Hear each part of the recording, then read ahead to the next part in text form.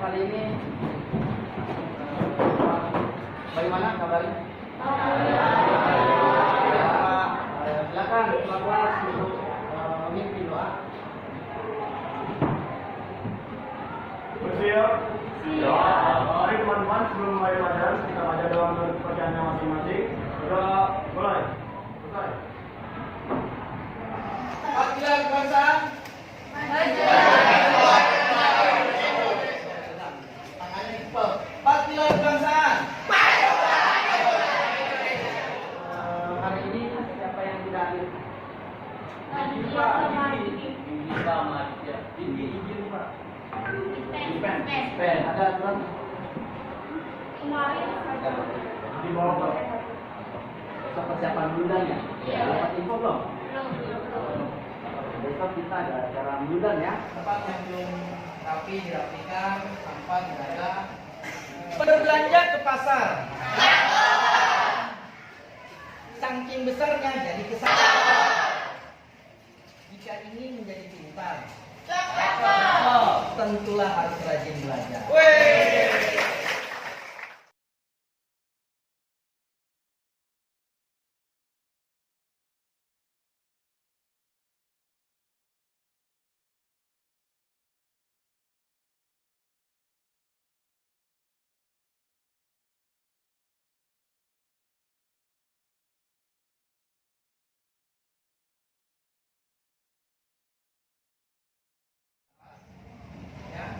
Yang pertama adalah bagaimana ketentuan undang-undang dasar di dalam kehidupan mengatur di dalam kehidupan beragama, berbangsa dan bernegara terkait dengan pertahanan dan keamanan. Ya.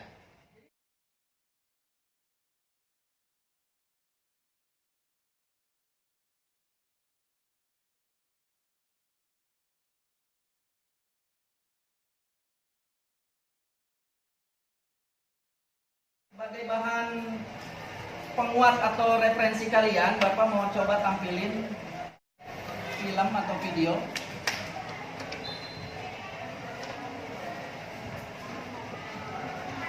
Dengan tindakan-tindakan negatif mulai dari penyebaran kasus intoleran, isu gagal rasisme, hingga ujaran kebencian.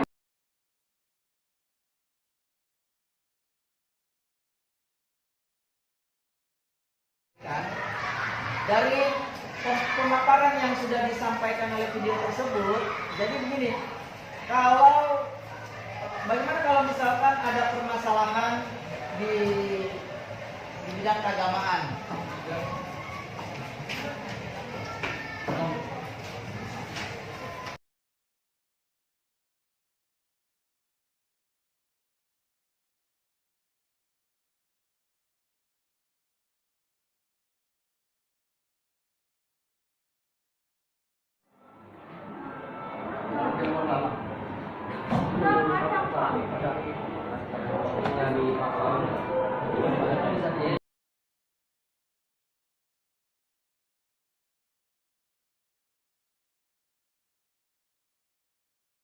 Informasi terkait dengan undang-undang apa saja yang dikaitkan dengan judul yang kita mau. Clear? Kami akan mempresentasikan hasil diskusi kami KPD yang diberikan oleh Pak Caksono selaku guru PPKN. Itu materi yang akan kita bahas, ketentuan Undang-Undang Dasar Negara Republik Indonesia tahun 1945 yang mengatur warga negara, penduduk, agama, dan kepercayaan, serta pertahanan dan keamanan.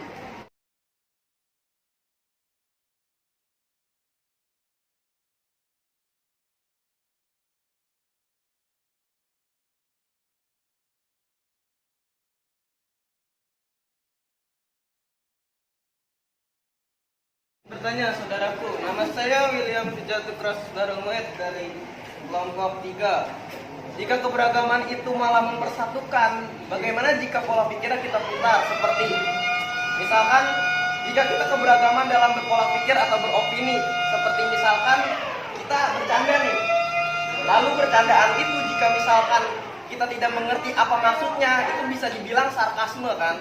Bisa dibilang atau dibilang, wah orang nih apa sih namanya? Iya, bercandanya kelebihan. Sedangkan ada yang menjelaskan jika misalkan bercanda, kalau misalkan kita nggak ngerti bercandaannya itu, berarti itu ya orang itu nggak bisa dibilang kayak gimana sih, kayak misalnya kita bercanda nih, orang itu kayak nggak ngerti bercandaan kita, ya mungkin bisa terjadi beragaman pemikiran. Bagaimana menyikapinya, saudaraku? Maka kita harus menjadikan Pancasila sebagai dasar kehidupan kita sendiri, seperti Pancasila sila ketiga yaitu Persatuan Indonesia, yang dimana diketahui bahwa Indonesia sendiri beragam. Maka dari itu kita harus saling menghormati keberagaman tersebut. Kembali lagi pada yang pertama saya katakan, maka kita harus memikirkan candaan kita terlebih dahulu dan melihat situasi orang tersebut. Apakah orang tersebut bisa menerima candaan kita atau tidak. Dan dalam berbicara kita juga mempunyai etika untuk berbicara. Cukup sekian. Maaf, izin menambahkan jawaban yang tadi. Seperti yang saya bilang bahwa kita harus saling menghormati dan kita harus menanamkan sikap toleransi tersebut dari kecil. Serta negara kita merupakan negara yang beragama. Dalam agama pun diajarkan untuk kita saling menghormati satu sama lain. Bagaimana jika landasan agama, landasan yang paling tinggi tersebut dilanggar, itu bertentangan dengan Pancasila, sila pertama, dan juga bertentangan dengan ajaran agama. Perkenalkan, nama saya Dapat Aditya dari kelompok 2. Saya ingin bertanya mengenai presentasi saudara yang berjudul korupsi yang dilakukan oleh pejabat negara yang melemahkan pertahanan dan keamanan negara Republik Indonesia. Untuk hukumannya sendiri, kira-kira apa ya yang bisa membuat koruptor tersebut jera dan enggan melakukannya lagi? Yang diberikan oleh Dr. Aditya. Pertanyaannya, hukuman apa yang bisa diberi kepada koruptor agar merasa jera? Benar? Di situ ada pasal 2 ayat 1 yang berbunyi setiap orang yang secara melawan hukum melakukan perbuatan memperkaya diri sendiri atau orang lain atau suatu korporasi yang dapat merugikan keuangan negara atau perekonomian negara dipidana penjara, diambil kekayaannya, dimiskinkan semiskin-miskinnya, dan juga meminta untuk pengembalian uang yang hasil korupsi. Terima kasih.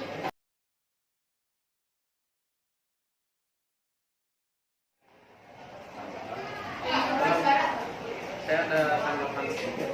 Kalau misalkan koruptor tersebut sudah melarikan hartanya menjadi aset luar negeri, itu kan sudah di luar hukum Indonesia sendiri. Nah, kalau misalkan ditambah lagi koruptor itu kebal hukum dengan duit yang sebegitu banyak, itu bagaimana reaksi masyarakat itu dalam menjudge koruptor tersebut? Berarti itu dari kepolisian ya, Bang? Assalamualaikum warahmatullahi wabarakatuh. Di sini saya ingin menjadi moderator, ya kan, untuk mempresentasikan LKPD yang dibagikan oleh Pak Guru kita tersayang, Guru PPKN Pak Sigit Wicaksono. Baik, setelah yang tadi kita lakukan, kan kita tadi menonton video yang sudah ditayangkan oleh Pak Sigit, yaitu hasil dari penyimpanan kami. Perbedaan bukanlah penghalang tersatukannya tiap individu di Nusantara, melainkan sebagai pemersatu. Namun realitanya isu perpecahan dan intoleransi kian marak, mulai dari penyebaran pesan intoleran, isu berbau rasisme, hingga ujaran kebencian.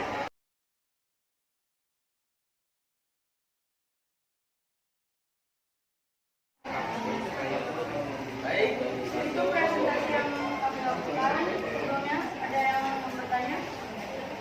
Perkenalkan, nama saya Abdul Semoan dari perwakilan dari Muhammad. Nah, ketika para kriminal itu menggunakan senjata apinya untuk kejahatan misalkan, nah polisi itu sendiri misalkan kita ke polisi, itu memecahkan kasus tersebut. Ketika kasus tersebut udah terpecah nih, para kriminal udah penjara, artinya kan dia berhasil memecahkan kasus tersebut.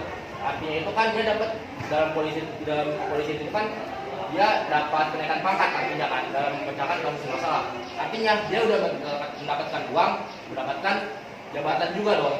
Nah, itu solusi yang baik itu gimana gitu? Selanjutnya itu apa saja hukuman yang pantas untuk oknum tersebut, dan dari hal tersebut pihak apa saja yang dirugikan. Nah, baik, Kepala Kepolisian Resor Kota Kendari, Komisaris Besar Polisi Muhammad Eka Fatur Rahman mengatakan dengan tegas bahwa siapapun yang membawa katapel panah dan senjata tajam tidak dibenarkan dalam undang-undang. Kombes Pol Eka mengatakan, saya menghimbau kepada warga masyarakat Kota Kendari berkaitan dengan membawa tajam agar kebiasaan dan budaya tersebut dihilangkan karena dilarang oleh undang-undang. Dia menyampaikan dengan tegas, barang siapa yang berani membawa senjata tajam tanpa memiliki izin, maka bisa dipidana merujuk pasal 2 ayat 1 UU Darurat nomor 12 tahun 1951 dengan ancaman hukuman penjara 10 tahun. Menurutnya, membawa senjata tajam juga akan menjadi pemicu terjadinya tindakan pidana penganiayaan. Oleh karena itu, demi menciptakan kondisi yang aman, dia mengatakan agar tidak membawa senjata tajam. Untuk hal tersebut, pihak siapa saja yang dirugikan yaitu ada diri dia sendiri, pelaku utamanya, dan orang-orang terdekat, dan orang yang bersangkutan atas kewenangannya memegang senjata. Korupsi secara eksplisit peraturan internasional juga bahkan diatur oleh undang-undang kejahatan luar biasa itu terdiri dari korupsi satu. Korupsi adalah bentuk kejahatan luar biasa. Maka secara hukuman itu bisa dihukum mati. Indonesia memperbolehkan. Tapi ada di hukuman mati korupsi. Sampai hari ini belum ada ya. Mungkin ini perlu keberanian. Jadi solusinya perlu keberanian dari para penegak hukum, terutama KPK dalam hal ini. Jadi bagaimana kalau dibawa ke luar negeri pidananya? Ya mental pimpinan KPK bersama Presiden, bersama DPR harus sama-sama menyadari bahwa korupsi itu adalah berdampak luar biasa, berdampak pada kemiskinan, pembangunan tetangga dan mental rusak. Ini yang pertama yang harus dilakukan. Selanjutnya, bagaimana kalau di Korea Utara Indonesia kita bisa melakukan diplomasi awalnya untuk bagaimana memproses aliran dana para oknum koruptor. Selanjutnya terkait dengan pertahanan dan keamanan, ya oknum tadi solusinya gimana Pak? Itu sama-sama untung, gitu kan? Ya mental lagi Pak. Dipantau oleh pimpinan, jangan sampai masuk senjata itu ke area konflik. Di stop. Hukumannya jelas, tidak hanya di sanksi administratif, tapi di sanksi pidana. Clear ya? Kalau enggak kita cukupkan saja. Kita lanjutkan pertemuan kita minggu depan. Tapi untuk kelompok yang lain kita lanjutkan ya. Siapa yang mau menyimpulkan pertemuan tadi? Siapa? Silakan menyimpulkan pertemuan kita hari ini. Selain seru apa aja? Asik.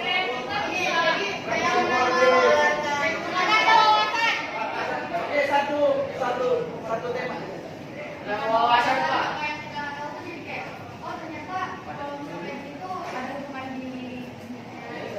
Jadi kita kayak bisa ada dokumen gitu Pak kayak menggabungkan kayak gini soal tadi menurut dia kayak gini. Jadi kita bisa berdiskusi dan bisa marah apa pola pikir Jadi tahu dampaknya, alternatifnya, penyebabnya gitu ya.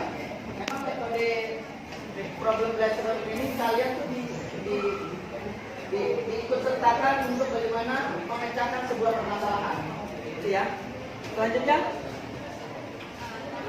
mau menyimpulkan apa? Terkait dengan tema besar kita adalah ketentuan undang-undang dasar. Jadi undang-undang dasar menentukan cara beragama yang toleran. Clear ya? Itu kesimpulannya ya. Yang pertama yang dikeluarkan ya. Yang kedua,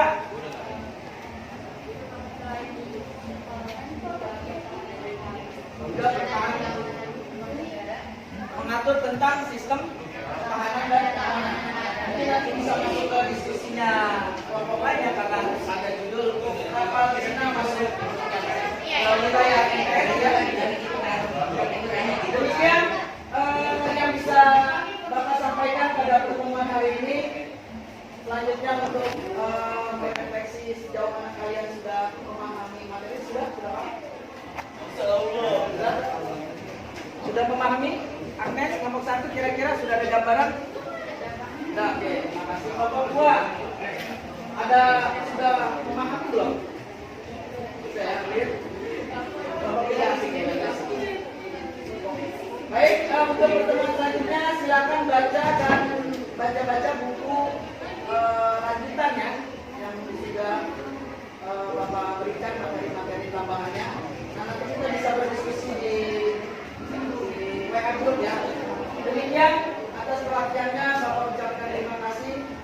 Kurang lebihnya mohon maaf. Assalamualaikum warahmatullahi wabarakatuh.